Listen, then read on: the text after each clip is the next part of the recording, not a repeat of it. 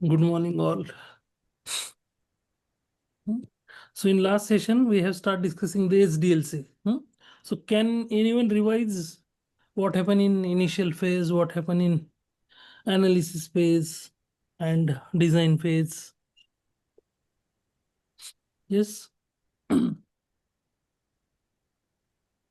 काय होतं initial phase मध्ये, अनालिसिस फेज मध्ये आणि डिझाईन फेज मध्ये?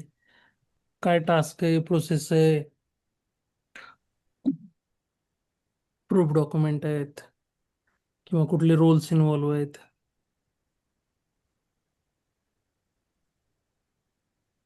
हम्म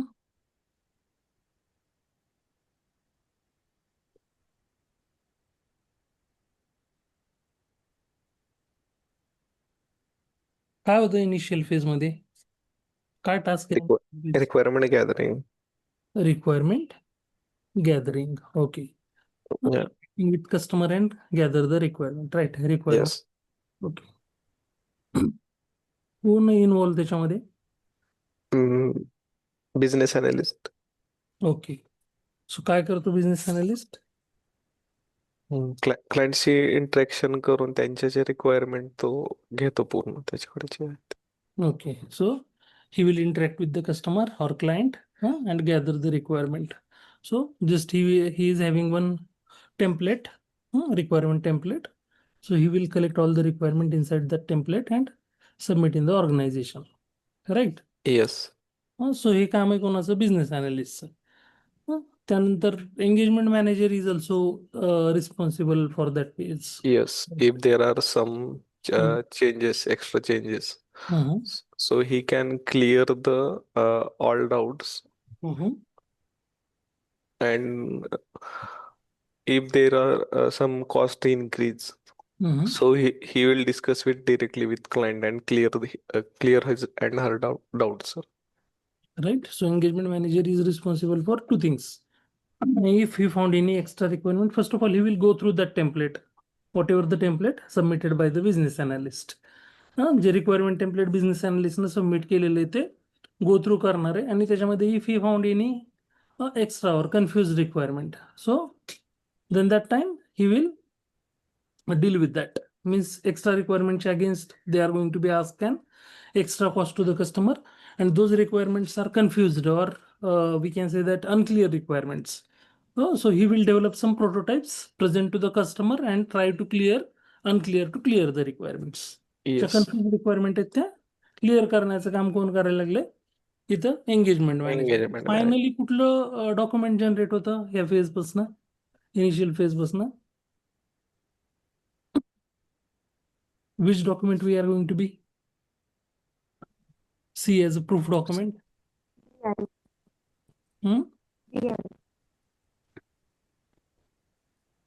BRS, FRS, CRS, business requirement specification, business design document, customer or client requirement specification, किंवा functional requirement specification. So we have seen couple of documents are there, right?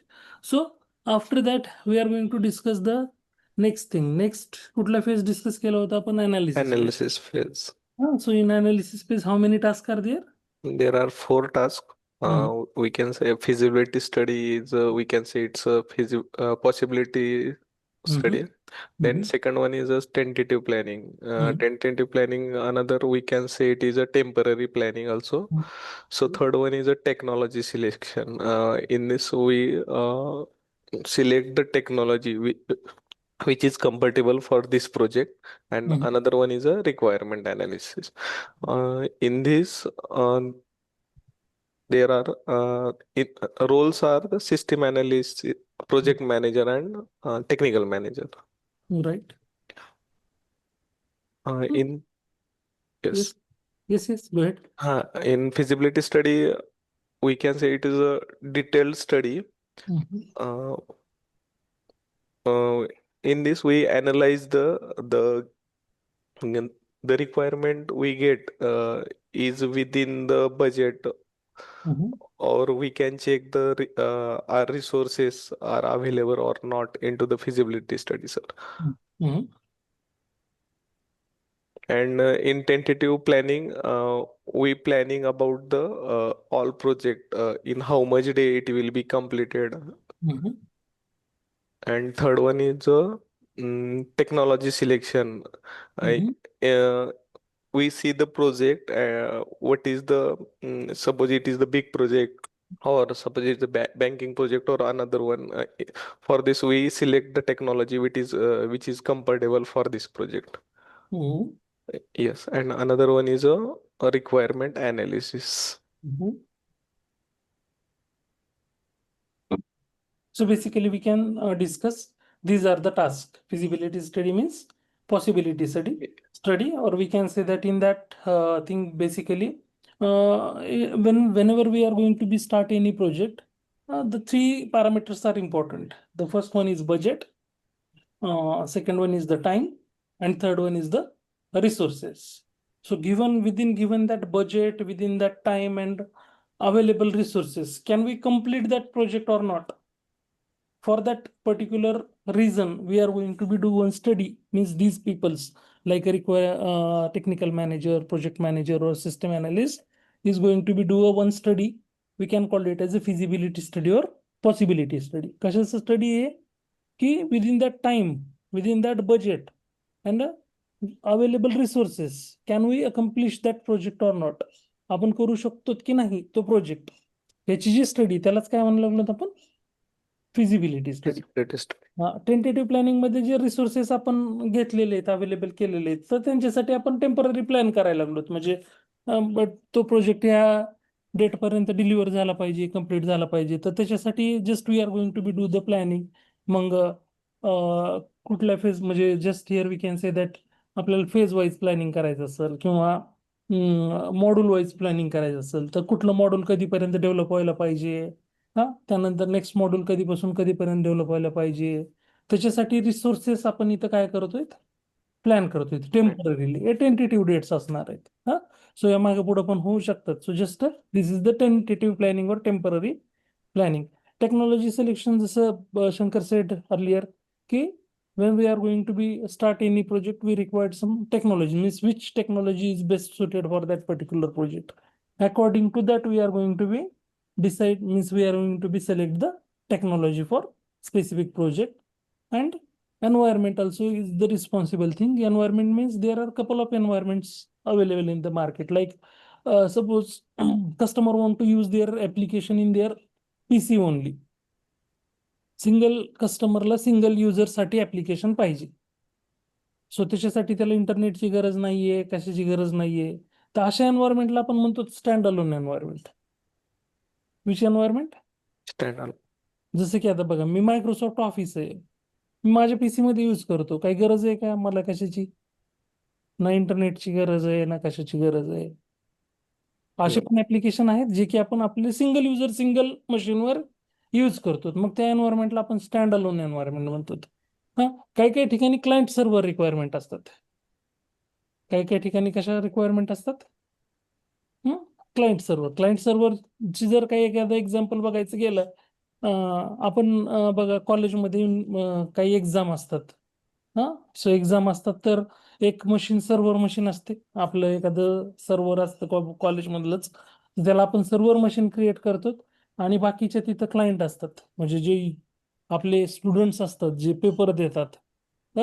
So when they are going to be log in, तर त्याच्यासाठी आपण एखादं portal open केलेलं असतं. तिथे जातात, ते त्यांचा सीट नंबर टाकतात, त्यांना पासवर्ड एक जनरेट करून दिलेला असतो, ते टाकतात आणि साइन इन करतात. सो ते सिंक होतं कशासोबत? Server machine. आणि सर्व्हर मशीनवरून तो डेटा फेच होतो स्टुडंट्सला. म्हणजे जे काही क्वेश्चन पेपर आहे तो सर्व्हर मशीनवरून स्टुडंटच्या मशीनवर फेच होतो. ज्यावेळेस स्टुडंट काय करतो, म्हणजे एक एक क्वेश्चन सिलेक्ट करतोय, त्याचा आन्सर सबमिट करतोय, तर तो परत डेटा सबमिट व्हायला लागला त्या सर्व्हर मशीनला.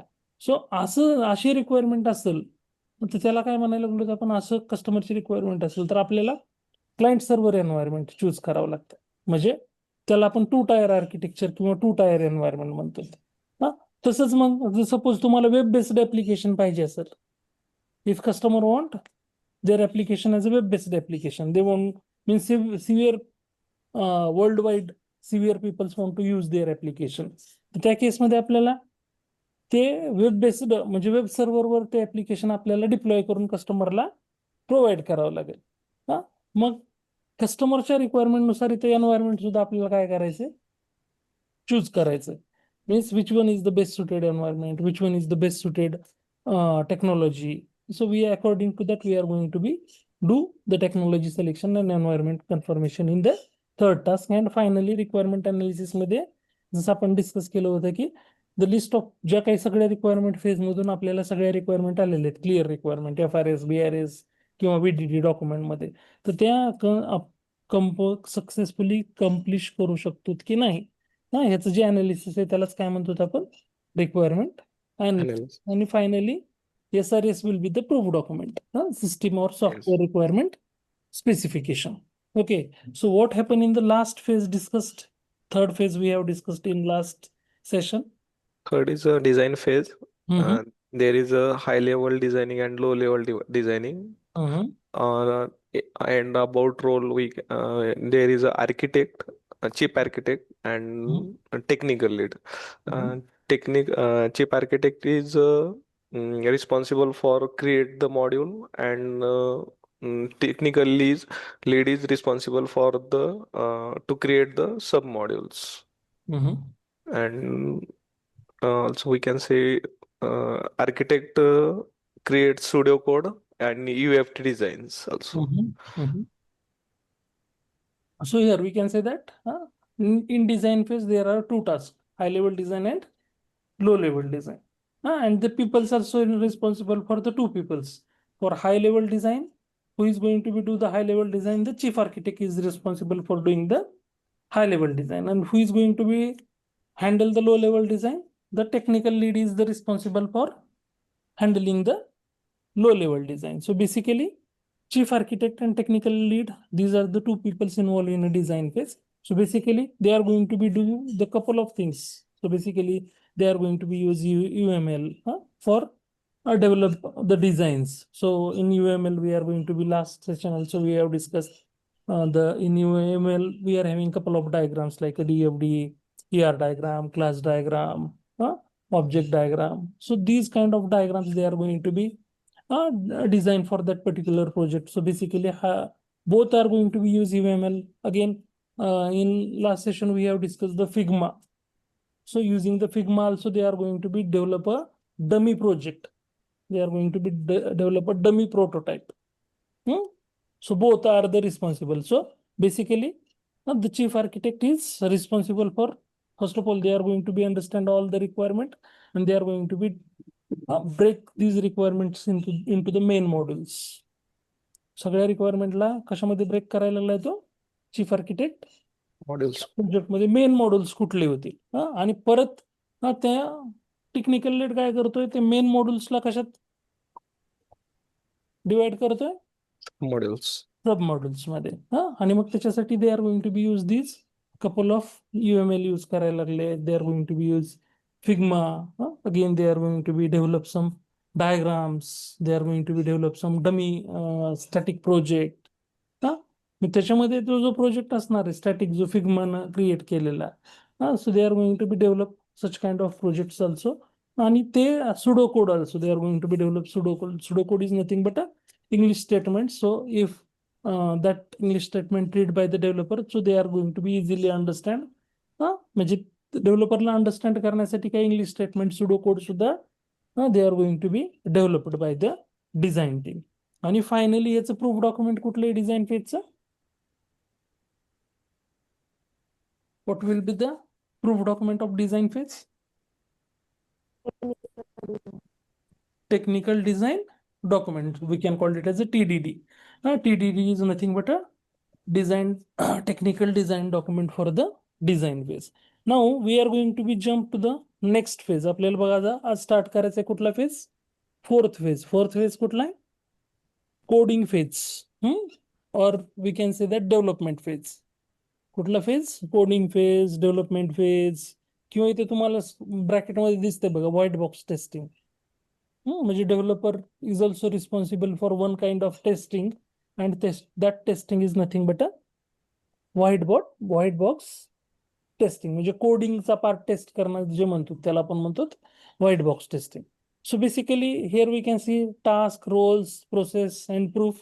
So task काय इथं कोडिंग करणं, कोडिंग डेव्हलप करणं किंवा प्रोग्रामिंग डेव्हलप करणं. This is the task. Who is the responsible? Role कोण असणार आहेत? Developer, programmers. We can say that. A developer or Yes. programmer is the responsible for doing that task. And the process is just here we can see that the developer will develop the actual source code. काय develop करायचं? जे काही आता बघा ह्यांच्या development phase पर्यंत येईपर्यंत आपल्याला ह्या डेव्हलपमेंट फेजला किती डॉक्युमेंट भेटायला लागलेत? 3. 3 डॉक्युमेंट भेटतात. पहिला इनिशियल फेज कडून तुमच्याकडे इनिशियल रिक्वायरमेंट फेज कडून FRS म्हणा, BRS म्हणा, CRS ते डॉक्युमेंट भेटायला लागले. सेकंड तुम्हाला अनालिसिस फेज कडून सॉफ्टवेअर रिक्वायरमेंट स्पेसिफिकेशन भेटायला लागलेत. आणि डिझाईन फेज कडून तुम्हाला पूर्ण सगळे डिझाईन डॉक्युमेंट भेटायला लागलेत. एक डमी प्रोजेक्ट भेटायला लागलाय, कसा प्रोजेक्टचा डिझाईन असणार आहे तो, डेटा कसा फ्लो होणार आहे त्याच्या DFD भेटायला लागल्यात, ऑब्जेक्ट डायग्राम भेटायला लागल्यात. सो असं पूर्ण रिक्वायरमेंट कस्टम म्हणजे डेव्हलपरकडं आलेलं आहे, right. So according to that they are going to be start developing the actual source code. म्हणजे जी काही लँग्वेज वगैरे आपण टेक्नॉलॉजी सिलेक्शन मध्ये डिसाईड केलेली असेल सेकंड फेज मध्ये, त्यानुसार ते they are going to be they are going to be start developing the source code. ते काय करणार आहेत? ऍक्च्युअल सोर्स कोड डेव्हलप करायला स्टार्ट करणार आहेत.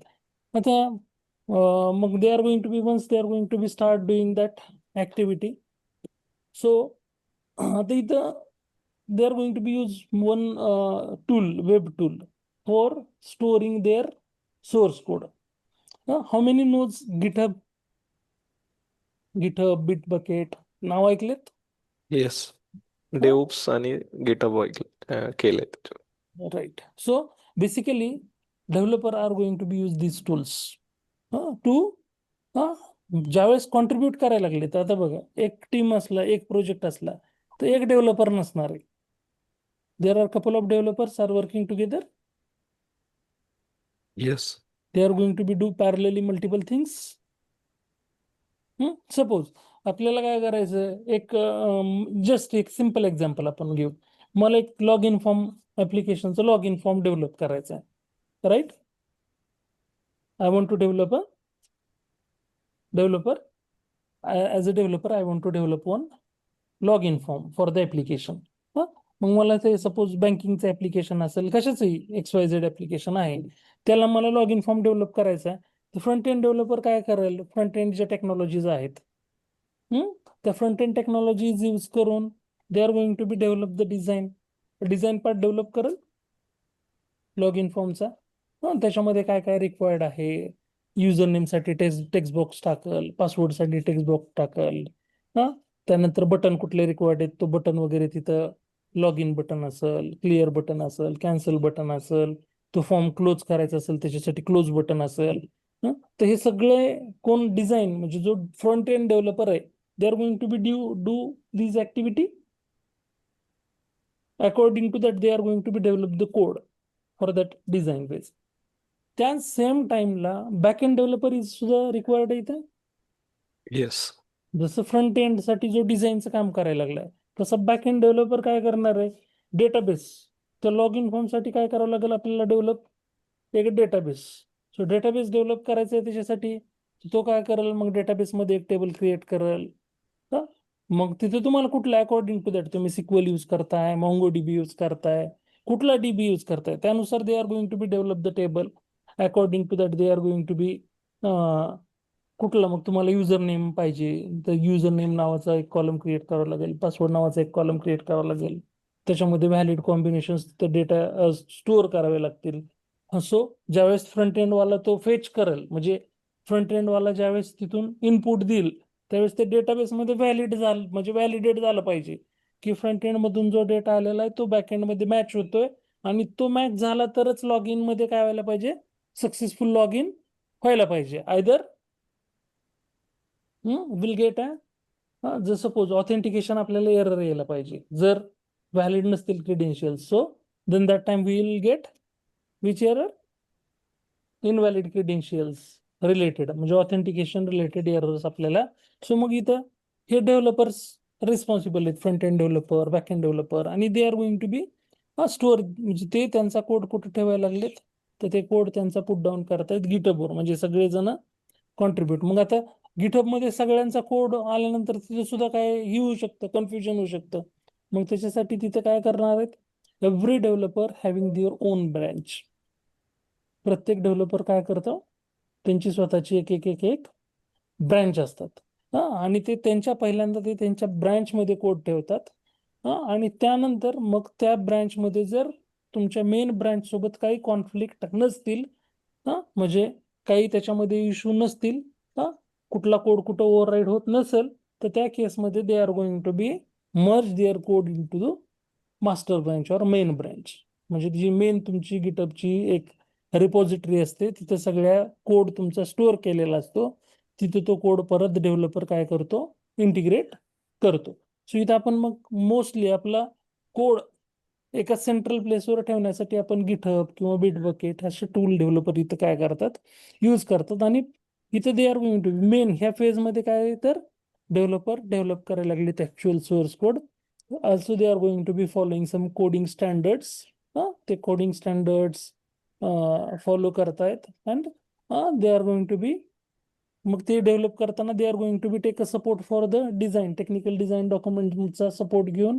म्हणजे TDD मध्ये तुम्हाला ऑलरेडी सुडो कोड दिलेला आहे, एक डमी स्ट्रक्चर दिलेलं आहे प्रोजेक्टचं. सो त्याचा हेल्प घेऊनच they are going to be develop the actual source code. Developer is going to be develop the.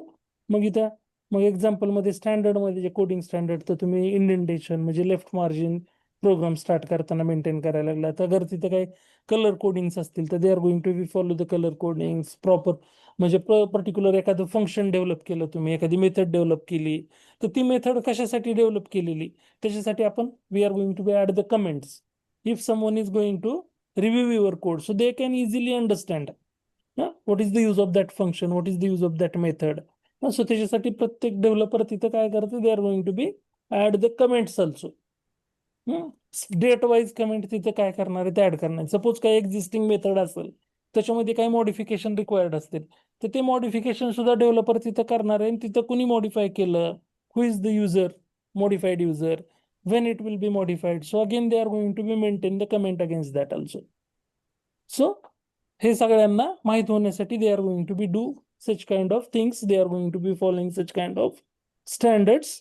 आणि फायनली ह्याचं प्रूफ डॉक्युमेंट काय, तर source code document will be the proof document of coding phase. कुठलं document आहे, SCD, source code document is the document of which phase, coding phase. Is it clear? Yes. Coding phase मध्ये काय doubt, difficulty? No. Okay. So will jump to the next phase. बघा, हे झाले 4 phase आपण discuss केले. Initial phase or requirement phase, analysis, design and coding. आता जो most important आपल्यासाठी, आपल्या कोर्ससाठी जो मोस्ट इम्पॉर्टंट फेज आहे, तो कुठला आहे? Testing phase. Testing phase. Okay. Because we are going to be gather here, we are going to be learn the testing. How we are going to be do the manual testing, how we are going to be do the database testing, how we are going to be do the API testing, how we are going to be do the functional testing, automation testing, non-functional testing. So these things we are going to be learn here. So basically this one is the important phase for us. So बघा, testing फेजला जसं development फेजला आपण तिथं white box testing mention केलेलं होतं, तसं इथं टेस्टिंग फेजला काय मेन्शन केलेलं आहे, black box testing. Which testing? Black box testing. White box testing म्हणजे डेव्हलपर सोर्स कोड टेस्ट करणार आहेत. We are not responsible for doing their testing, right. Coding फेजची टेस्टिंग आपण करू शकतो का, सोर्स कोड टेस्ट करू शकतो का आपण as a QA, as a tester? No. Because we are not aware such kind of technology, we are not aware about the knowledge of these whatever the tools they are going to be used. So we are not responsible for doing such kind of testing. आपण source code नाही taste करू शकतो. आपण functional, आता जसं की आता आपल्याला इथं काय ब्लॅक बॉक्स टेस्टिंग किंवा ह्या टेस्टिंग फेज मध्ये आपल्याला डेव्हलपर काय देणार आहे, एक बिल्ड देणार आहे. डेव्हलपर एक ऍप्लिकेशन डेव्हलप केलेलं देणार आहे. ते आपल्याला आपण टेस्ट करू शकतो की नाही, त्या ऍप्लिकेशनचा युजर इंटरफेस आपण टेस्ट करू शकतो or not? Yes sir, user interface check test करू शकतो तो. करू शकतो. सो त्याच्यामुळे आपण जिथं आपण UI टेस्ट करतो त्याला म्हणतो आपण ब्लॅक बॉक्स टेस्टिंग, आणि जिथं कोड टेस्ट करतो त्याला आपण म्हणतो व्हाईट बॉक्स टेस्टिंग. मग व्हाईट बॉक्स टेस्टिंग कोण? डेव्हलपरच करणार आहेत, आणि UI टेस्ट कोण करणार आहे? तर टेस्ट इंजिनियर, म्हणजे QA जे पीपल आहेत ते responsible for doing the user interface testing. So त्याच्यासाठीच इथं काय म्हणलेलं आहे? Black box testing. So here we can see that task काय आहे? तर टेस्टिंग. सिम्पल आहे, task is the testing. Role is also test engineer. Software test engineer or test engineer or QA is the responsible for doing the testing. आता just here we are going to be understand the process. बघ आता आपल्याकडं किती document आहेत ह्या पेजला, input काय काय भेटायला लागले? ह्या फेजला काय काय इनपुट भेटायला लागले?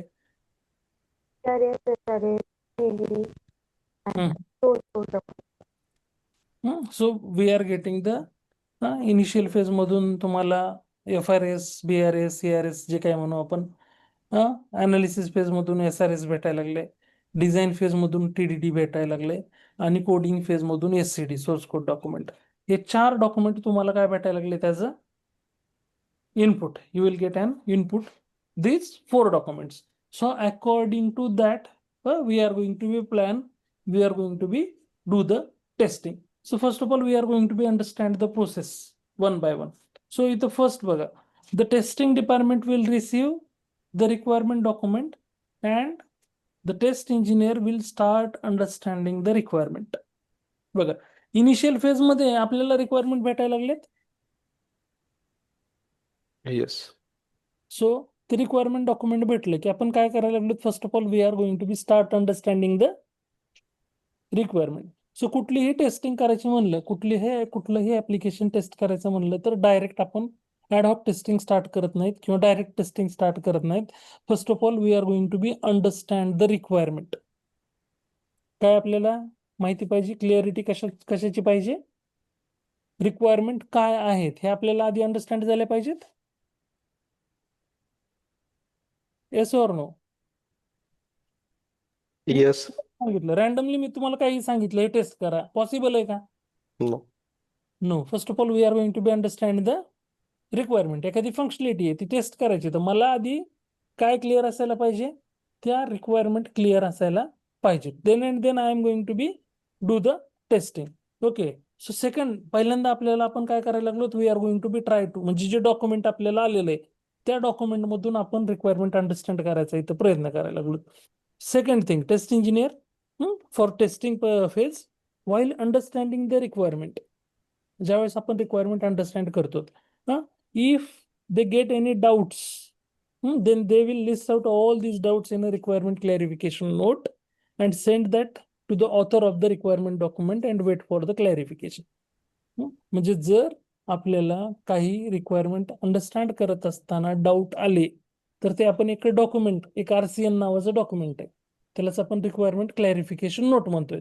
So we are going to be write down all these doubts, whatever the doubts we came while understanding the requirement, and we are going to be send that document to the author of the document. Who is the author? Requirements author कोण आहे? Business analyst, right? Who is the collected, all the requirement collected by the business analyst. So we are going to be send that RCN document to the business analyst and we are going to be wait for the clarification. म्हणजे जोपर्यंत त्या सगळ्या requirement clarification आपल्याला business analyst कडून होत नाही तोपर्यंत आपण काय करायला लागलो? We are waiting here. Once the clarification is given and after understanding all the requirements clearly, then they will take a test case template and write the test cases. म्हणजे एकदा का तुम्हाला इथं सगळ्या रिक्वायरमेंट काय झाल्या? क्लिअर झाल्या, म्हणजे क्लॅरिफिकेशन आलं BA कडून. मग आता रिक्वायरमेंट कशा आहेत आपल्या? सगळ्या रिक्वायरमेंट कशा आहेत? क्लिअर आहेत. मग आता आपण ते काय करणार? सो डायरेक्ट टेस्टिंग नाही, रिक्वायरमेंट क्लिअर झाल्या म्हणजे टेस्टिंग करायची नाही डायरेक्ट लगेच. आपण काय करायला लागलो? First of all we are going to be collect one test case template, एक टेस्ट केस टेम्पलेट घ्यायला लागलो आणि त्याच्यामध्ये we are going to be write down the test cases. काय लिहायला लागलो आपण त्याच्यामध्ये? We are going to be write down the test cases. काय लिहायच्यात आपल्याला? Test cases. मग आता टेस्ट केस टेम्पलेट मध्ये काय काय असतं? तर टेस्ट केसचा आयडी असतो, टेस्ट केसचं डिस्क्रिप्शन असतं, टेस्ट स्टेप्स असतात, ऍक्च्युअल रिझल्ट असतो, एक्सपेक्टेड रिझल्ट असतो. त्यानंतर मग तुमचं टेस्ट पास झाली, फेल झाली, टेस्टचं स्टेटस असतं, टेस्ट किती म्हणजे ते व्हर्जन कुठलं आहे त्याचं व्हर्जन असतं. कमेंट मध्ये तुम्हाला कमेंट काय द्यायचं आहे का, परत कुठल्या एन्व्हायरमेंटवर तुम्ही टेस्टिंग करायला लागला त्या एन्व्हायरमेंट असतं. हे सगळे असे कॉलम्स असणार आहेत तुमच्या कुठल्या टेम्पलेटमध्ये? टेस्ट केस टेम्पलेटमध्ये. So all these columns in your test case template. So हे टेम्पलेट मग माइट बी हे तुम्हाला डिपेंड, जे कंपनी तुमची यूज करते, एखादं टूल यूज करत असेल, क्यूटेस्ट नावाचं टूल आहे किंवा तुमच्या ह्याचे जिराचे काही टूल्स आहेत, झफायर नावाचं टूल आहे, तर ते जे टूल इंटिग्रेट करत असतील, यूज करत असेल कंपनी, तर त्याच्यामध्ये डायरेक्ट तुम्हाला ते टेम्पलेट भेटतं. त्याच्यामध्ये तुम्ही टेस्ट केसेस काय करू शकतात? You are going to be write down the test cases according to that. किंवा एक्सेल मध्ये सुद्धा असे टूल आपल्याला म्हणजे टेम्पलेट आहेत, तर एक्सेल मधलं टेम्पलेट यूज करून पण आपण काय करू शकतो? We are going to be write down the test cases. Just I am going to show you one of the template here.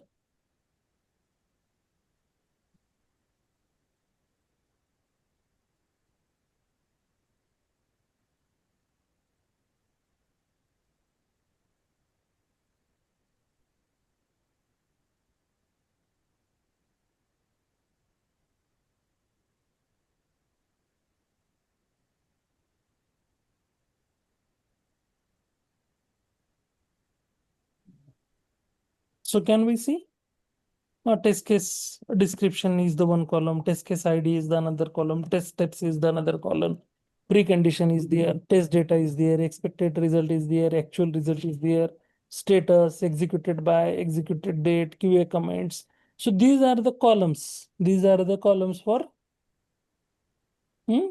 कशाचे कॉलम्स आहे ते? कुठलं टेम्पलेट आहे हे? टेस्ट केस. सो असं टेम्पलेट आपण काय करणार आहेत? हे घेणार आहेत आणि याच्यामध्ये ज्या रिक्वायरमेंट आपल्याला आपण अंडरस्टँड केलेल्या आहेत त्याच्या अगेन्स्ट आपण काय डेव्हलप करायला लागलो? We are going to be develop the test cases. काय करायला लागलो आपण इथं? Test cases. We are going to be write down the test cases according to the, म्हणजे ज्या रिक्वायरमेंट आपल्याला अंडरस्टँड झालेल्या आहेत त्यानुसार आपण काय करायला लागलो? We are going to be write down the test cases.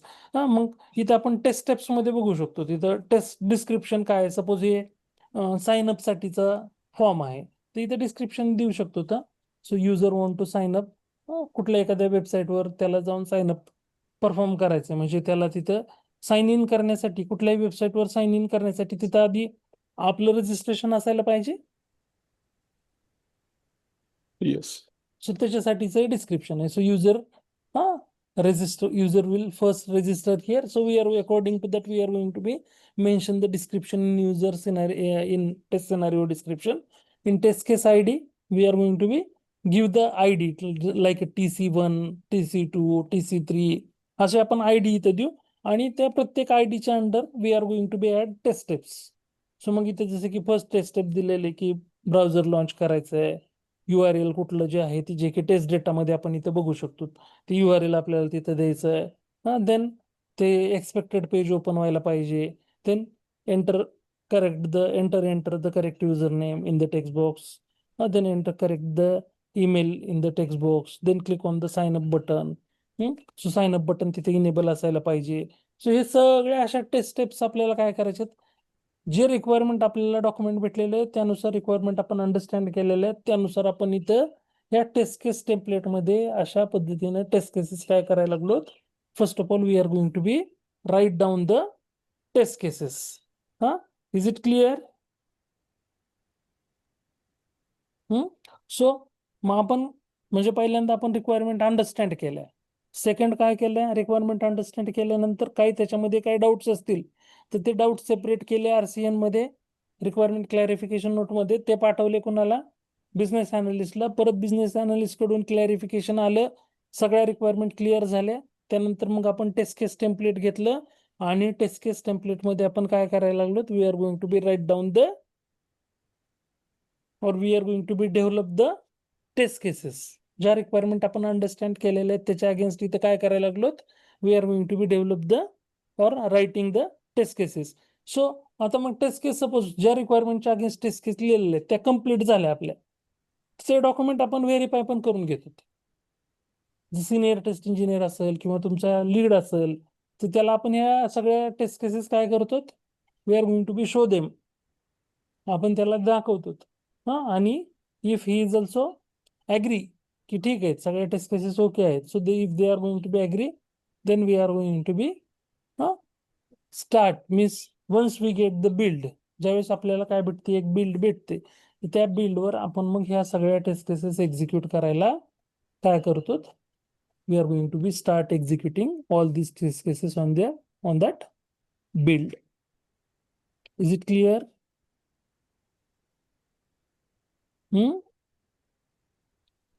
Yes. So मग आपण काय करायला लागलो, मग आता टेस्ट केस रेडी आहेत, टेस्ट केस रिव्ह्यू करून घेतल्या, आपल्या टेस्ट केस ओके आहेत लिहिलेल्या, कन्फर्मेशन आलं आपल्या लीड कडून. मग आपण काय करायला लागलो, जो डेव्हलपर जोपर्यंत आपल्याला बिल्ड देत नाही, म्हणजे ज्याच्यावर आपल्याला टेस्ट केसेस एक्झिक्यूट करायच्यात, ज्या ऍप्लिकेशनवर आपल्याला टेस्ट केसेस एक्झिक्यूट करायच्यात, त्यासाठी आपण वेट करतो डेव्हलपरच्या बिल्डचा.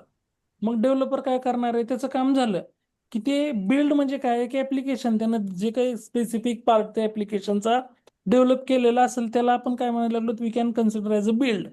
मग ते कम्प्लीट झालं की डेव्हलपर तुमच्या टेस्टिंग एन्व्हायरमेंटमध्ये टेस्टरला ती बिल्ड काय करणार आहे, प्रोव्हाइड करणार आहे.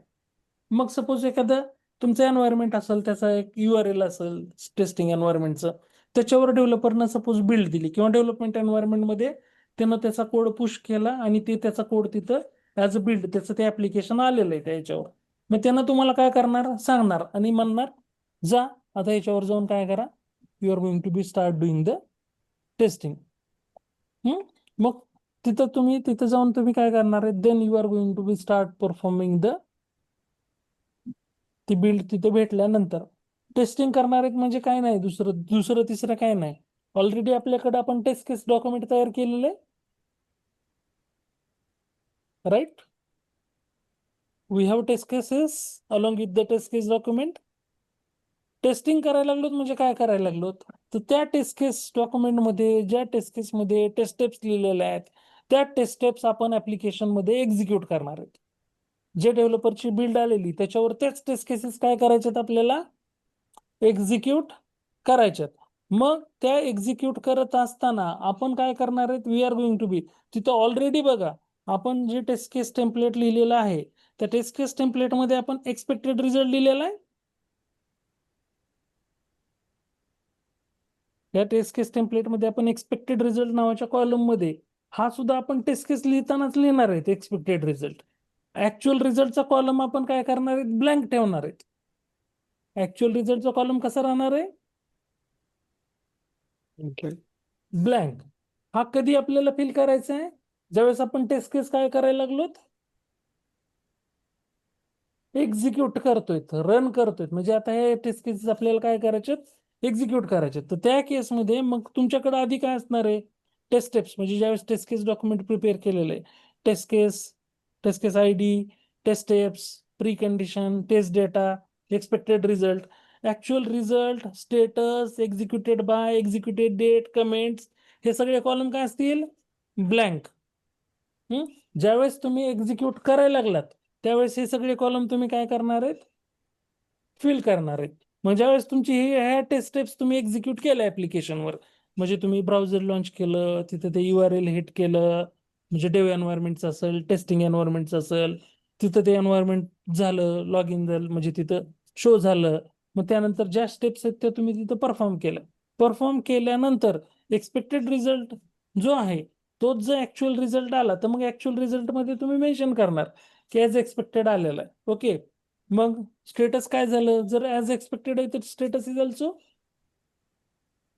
Pass, right.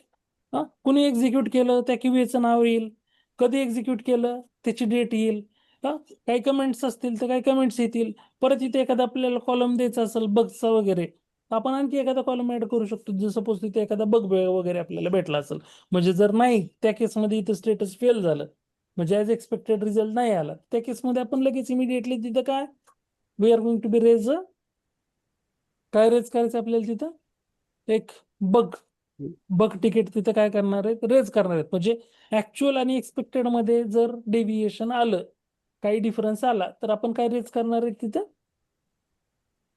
We are going to be raise एन बघ. Bug ticket bug. सो ही प्रोसेस आहे कुणाची टेस्ट इंजिनियरची टेस्टिंग फेज मध्ये.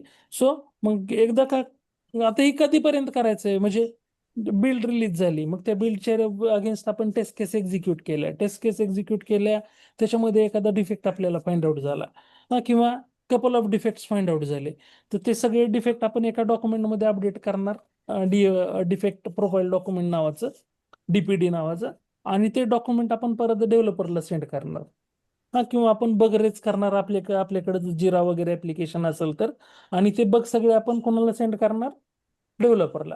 मग डेव्हलपर ते सगळे बग काय करणार फिक्स करणार आणि परत नवीन बिल्ड रिलीज करणार. ती काय करणार परत they are going to be release new build.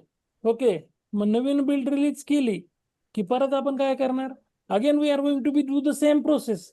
आपल्याकडे already set of test cases आहेत. नवीन जरी बिल्ड रिलीज केली डेव्हलपरनं, तर काय ते नवीन रिक्वायरमेंटसाठी करायला लागलाय का ते एक्झिस्टिंग बग फिक्स करण्यासाठी करायला आहे? येस. काय करतोय तो एक्झिस्टिंग जे इश्यू आपण त्याला रेज केलेले तोच फिक्स करायला लागलाय, राईट. त्यानं काय नवीन काय रिक्वायरमेंट वगैरे डेव्हलप करून दिलेलं नाही तुम्हाला. मग तेच एक्झिस्टिंगच तुम्हाला टेस्ट करायचंय. म्हणजे ऑलरेडी तुमच्याकडे सेट ऑफ टेस्ट केसेस आहेत, त्याच परत तुम्ही एक्झिक्यूट करणार आहेत, इन्शुअर करणार आहेत बग फिक्स झाली की नाही. परत तुम्हाला एखादा नवीन बग फाइंड आउट झाला तर तो परत तुम्ही रेज करणार आहेत, परत त्याला तो बग सांगणार आहेत की हा बग मला फाइंड आउट झालाय. मग परत डेव्हलपर फिक्स करेल. ही प्रोसेस कधीपर्यंत चालणार आहे जोपर्यंत ते जे बिल्ड डेव्हलपरनं दिलेली ती बग फ्री होत नाही तोपर्यंत, डिफेक्ट फ्री होत नाही तोपर्यंत ही प्रोसेस कशी चालणार आहे कंटिन्युअस. टेस्टिंगची प्रोसेस कधीपर्यंत चालणार आहे this process continues till the product that particular build is defect free. जोपर्यंत ती डिफेक्ट फ्री होत नाही तोपर्यंत ही प्रोसेस कंटिन्युअस चालणार आहे. आणि ह्याचं जे प्रूफ डॉक्युमेंट असणार आहे ते तुमचं टेस्ट केस टेम्पलेट असेल किंवा तुमचं टेस्ट केस मॅट्रिक्स, म्हणजे तुम्ही इथं मल्टिपल काही डिफरंट डॉक्युमेंट तयार करतात. एक टेस्ट समरी रिपोर्ट असेल, टेस्ट केस डॉक्युमेंट असेल. सो हे सगळे जे काही आहेत ते तुमचे कशाचे टेस्टिंग फेजचं प्रूफ डॉक्युमेंट. कुठले taste case document. Taste case document. किंवा तुम्ही आणखी काही रिपोर्ट वगैरे जनरेट करत असताल, जर टेस्ट समरी रिपोर्ट सो किंवा डिफेक्ट तुम्ही ज्याच्यात नोट डाऊन करायला लागलात तर डिफेक्ट प्रोफाईल डॉक्युमेंट. सो असे जे काही हे जे काही डॉक्युमेंट आहेत हे कशाचे प्रूफ डॉक्युमेंट आहेत तुमचे कुठल्या फेजचे टेस्टिंग फेजचे. So is it clear? Yes. So त्यानंतर नेक्स्ट काय करायला लागलो आपण हे झालं टेस्ट केस ऑलरेडी आपण बघितलेलं आहे. टेस्ट केस काय तर आपल्याला जे रिक्वायरमेंट अंडरस्टँड झालेले आहेत त्यानुसार टेस्ट केस काय करतोय, टेस्ट इंजिनियर काय करतोय according to that requirement they are going to be ती कशी व्हॅलिडेट करायची, ती कशी टेस्ट करायची, त्याच्यासाठी they are going to be use their ideas. Test engineer मग प्रत्येक जण ते सपोज मला एखादं ऍप्लिकेशन टेस्ट करायचंय आणि त्याच्यासाठी मी टेस्ट केस लिहायला लागलो, तर माझ्या टेस्ट केसेस आणि सपोज कांचनच्या टेस्ट केसेस असतील, शंकरच्या टेस्ट केसेस असतील, सगळ्यांचे सेम असणार आहेत का टेस्ट केसेस? नाही. नाही. तर प्रत्येकाची ती पर्टिक्युलर फंक्शनॅलिटी टेस्ट करण्यासाठी प्रत्येकाची आयडिया डिफरंट असू शकते, प्रत्येकाची वर्डिंग डिफरंट असू शकते. सो त्याच्यानुसार म्हणजे प्रत्येकाचे they are going to be having their own set of ideas. So त्यानुसार we are going to be develop the test case म्हणजे nothing but test engineers idea to test something. Test case म्हणजे दुसरं तिसरं काय नाही, तर taste इंजिनियरची idea आहे तीच ते त्याच्यामध्ये तो टेस्ट स्टेप्स मध्ये तो मेन्शन करायला लागलाय. तर जी पर्टिक्युलर फंक्शनॅलिटी आपल्याला टेस्ट करायची. आणि ती कशा तो आयडिया कशावरून घ्यायला लागला तर already he is having a requirement document. So according to that they are going to be build the or develop the ideas to test that particular functionality. So आता हे झालं तुमचं कुठला फेज झाला, इम्पॉर्टंट, सगळ्यात इम्पॉर्टंट जो phase होता कुठला, ही आहे सगळी प्रोसेस. ही प्रोसेस आपण फॉलो करतो. पहिल्यांदा रिक्वायरमेंट अंडरस्टँड करणार आहेत, त्याच्यामध्ये काही डाऊट डिफिकल्टीज असतील तर ते आपण BA ला रेज करणार आहेत. परत त्या क्लॅरिफाय झाल्यानंतर आपण टेस्ट केसेस लिहिणार आहेत. टेस्ट केस लिहिल्यानंतर डेव्हलपर कडून बिल्ड येण्याची वेट करणार आहेत. एकदा का बिल्ड आली की त्या टेस्ट केसेस त्या बिल्डवर एक्झिक्यूट करणार आहेत. while executing, if we found any bug, then we are going to be send this bug to the developer. Then developer will fix these issues and they are going to be परत तो नवीन build आपल्याला टेस्टिंगला देईल.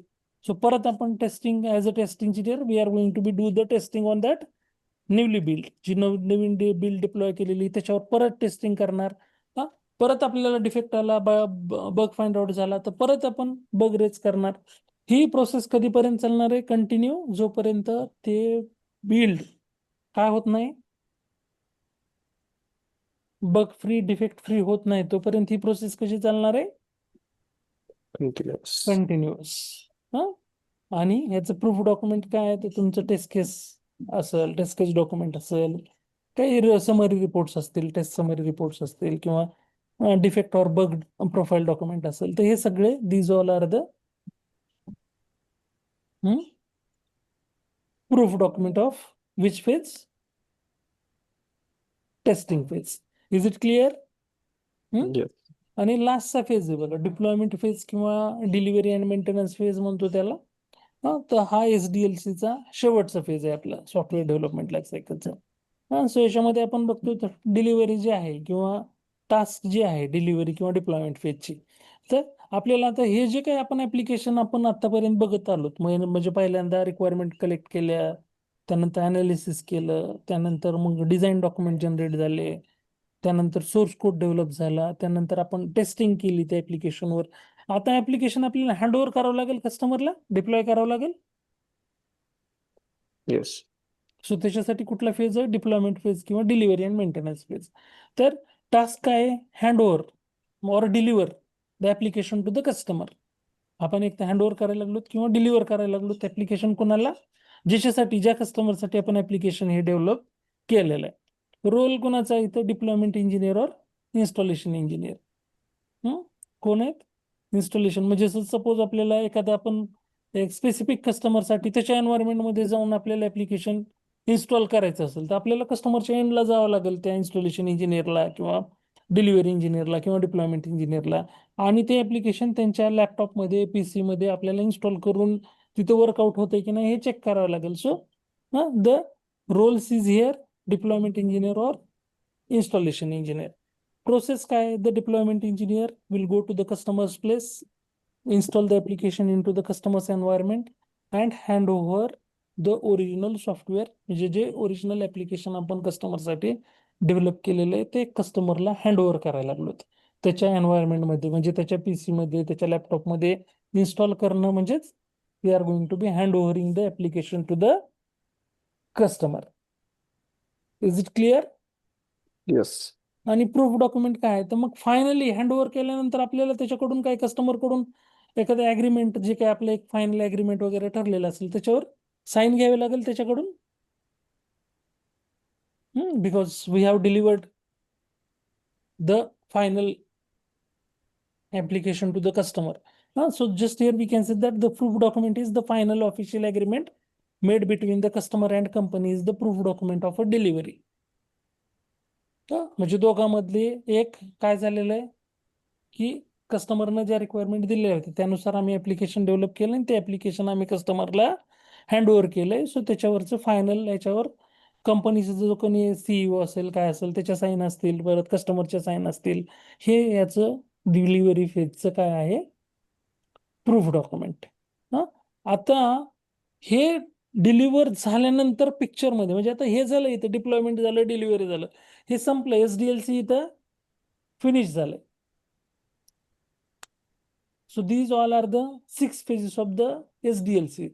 Initial phase, requirement phase, initial or requirement phase, analysis phase, design phase, coding phase, testing phase and deployment phase.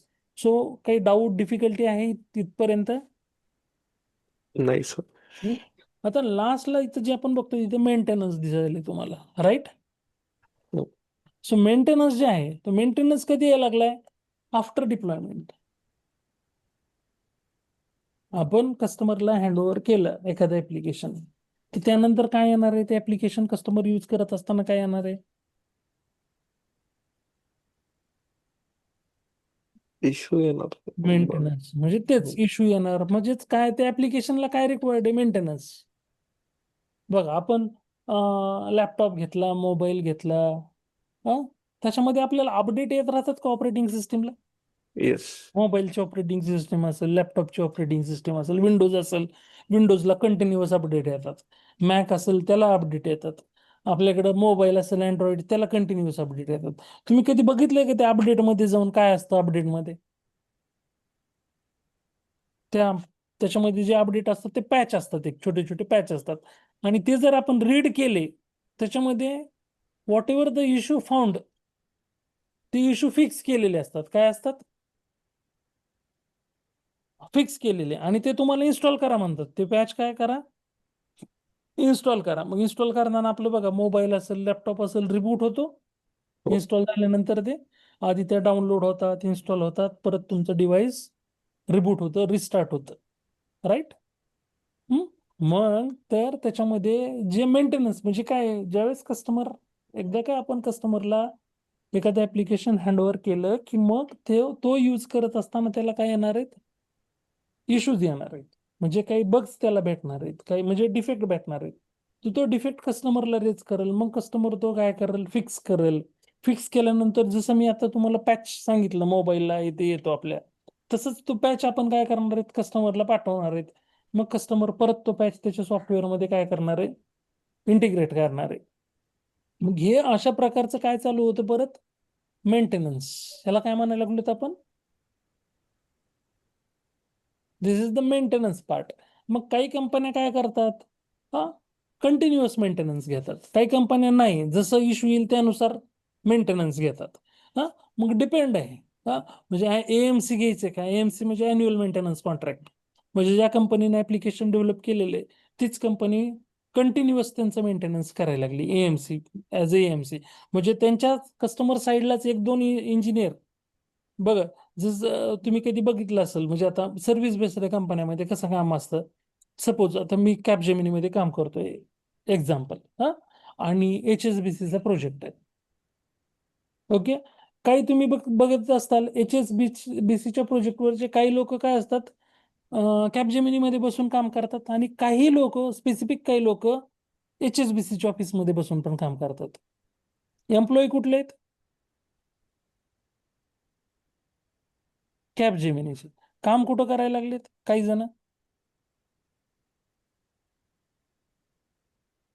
Client कस्टमरच्या साईडला.